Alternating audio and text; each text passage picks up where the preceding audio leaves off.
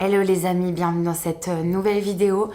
On se retrouve ensemble pour un sujet qu'il y a sur mon cœur et j'espère que cette vidéo va permettre un déclic ou bien d'encourager ceux qui étaient déjà dans cette démarche. Sachez que je parle premièrement pour moi-même, je m'inclus pleinement dans ce message, dans cette vidéo et je crois réellement que nous devons nous remettre en question face à cette mentalité. Il y a quelques jours, j'ai médité sur Galates 2:20 et j'avais écouté le dimanche un prêche sur l'orgueil et l'humilité. Et c'est vrai que ça a travaillé mon esprit et mon cœur toute la semaine, comme un vif désir de devoir faire une vidéo qui bouscule un petit peu les mentalités et les codes justement de cette société. Et j'ai lu pour ça Galates 2:20 qui dit « J'ai été crucifié avec Christ et si je vis, ce n'est plus moi qui vis, c'est Christ qui vit en moi.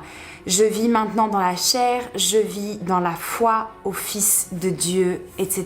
etc. » Cette mentalité ne date pas d'aujourd'hui, mais nous vivons dans une société où moi, je prime avant tout le reste. Nous pensons à nous-mêmes, nous voulons nous recentrer sur nous-mêmes. C'est nous-mêmes avant tout, avant toute chose, nos propres intérêts, nos propres besoins, nos propres perceptions du monde, notre propre vision.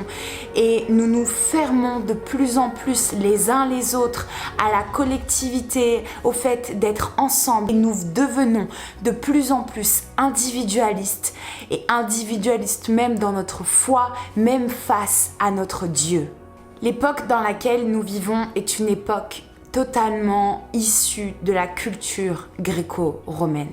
Dans la culture gréco-romaine, nous faisons passer la philosophie et c'est nous avant le reste, avant nos croyances, avant Dieu, avant notre foi. Nous sommes recentrés sur nous-mêmes. C'était vraiment la pensée gréco-romaine de l'époque, d'où sont nés d'ailleurs bon nombre de philosophes qui remettaient en question bon nombre de choses et qui se centraient énormément sur eux-mêmes. Et c'était une abomination, quelque chose de si terrible pour les Hébreux, pour les Juifs de l'époque, qui centraient tout sur Dieu et Dieu leur donnait la providence pour eux-mêmes après, mais tout était en rapport avec Dieu.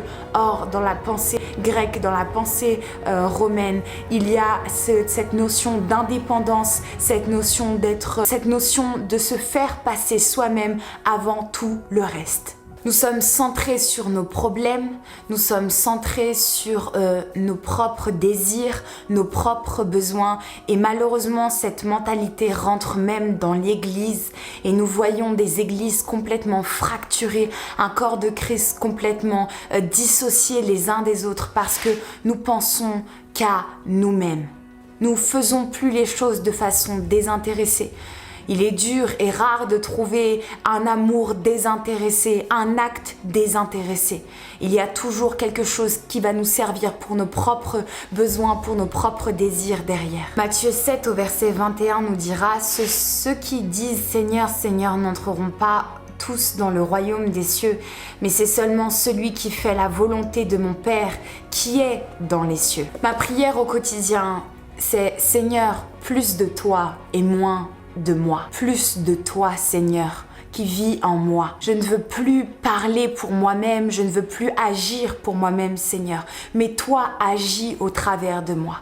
Plus de toi, Seigneur, en moi. Galates le dit, j'ai été crucifié avec Christ et si je vis, ce n'est plus moi qui vis, mais c'est Christ qui vit en moi. Ayez les mêmes sentiments, les mêmes désirs, la même passion que Christ. Combien de fois nous faisons pour nous-mêmes? Combien de fois nous faisons part nous-mêmes? Nous ne consultons même pas les désirs ou les plans de Dieu. Nous exécutons simplement par nos propres forces, nos propres pensées, nos propres désirs. Pourtant la Bible ne nous dit-elle pas que l'amour est dénué de tout égoïsme? Marc 8, 34 nous dira « Si quelqu'un veut venir après moi, qu'il renonce à lui-même, qu'il se charge de sa croix et qu'il me suive. » Ce sont les paroles de Jésus. Philippiens 2:4 nous dira que chacun de vous, au lieu de considérer ses propres intérêts, considère aussi ceux des autres. La pensée de Dieu et vers quoi la Bible nous demande de tendre, c'est une pensée collective.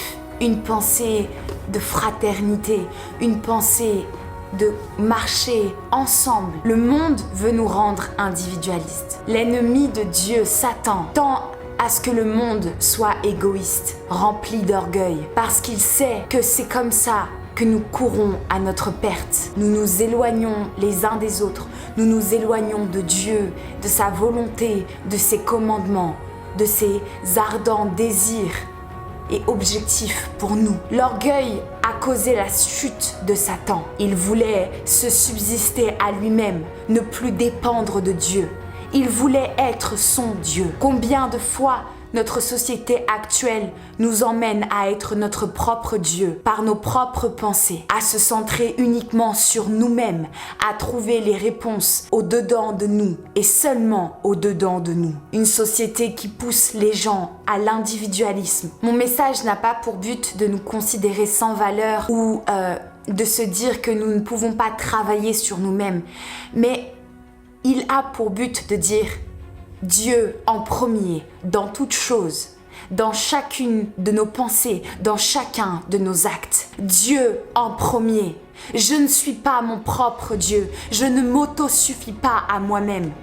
Faisons taire l'orgueil et revêtons-nous d'humilité. L'humilité de reconnaître que sans Dieu, nous ne sommes rien.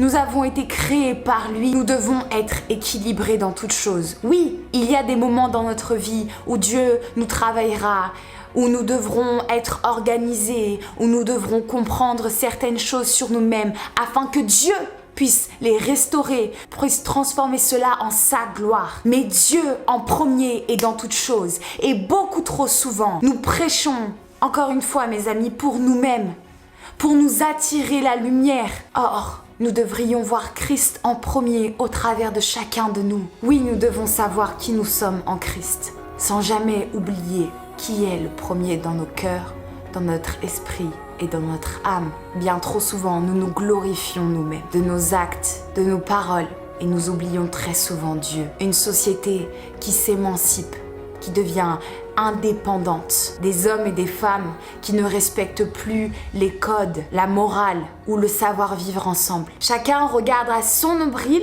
et s'occupe de ses affaires. Et c'est de pire en pire. Acte 20 au verset 24 dira « Mais je ne fais pour moi-même aucun cas de ma vie, comme si elle m'était précieuse, pourvu que j'accomplisse ma course avec joie et le ministère que j'ai reçu du Seigneur Jésus, d'annoncer la bonne nouvelle de la grâce de Dieu. » Paul ne faisait aucun cas de sa vie. Sa vie était si peu importante. Il savait la mission pour laquelle Dieu l'avait oint. Il savait le but qu'il devait accomplir. Et son ardent désir était même de rejoindre le Seigneur Jésus au royaume. Mais parce qu'il y avait encore une mission que Dieu lui avait donnée, il désirait rester sur cette terre afin de l'accomplir. Et combien de fois nous n'accomplissons pas les désirs et la volonté de Dieu, faisant passer nos propres besoins et nous-mêmes en premier avant tout le reste. Se recentrer sur soi, disent-ils, ou se recentrer sur Dieu pour qu'il opère en nous le faire et le bon vouloir, afin que en lui je connaisse mon identité, que je sois rempli d'assurance, de foi, d'amour, mais qu'il soit ma providence. Que Dieu soit en toutes choses et en tout temps le premier. Pour finir ce message, parce que je ne veux pas être alarmiste, je crois réellement que l'Église est une lumière pour ce monde. Et je crois que nous triompherons face au plan de l'ennemi. Je crois que l'Église sera cette Église soudée, aimante. Cette Église qui ira à contre-courant de la société et qui continuera à incarner les valeurs de Jésus-Christ, les valeurs de Dieu et de la Bible. Et je crois en effet que ce genre de message permette de nous remettre en question sur ce qu'il est bon de faire ou non.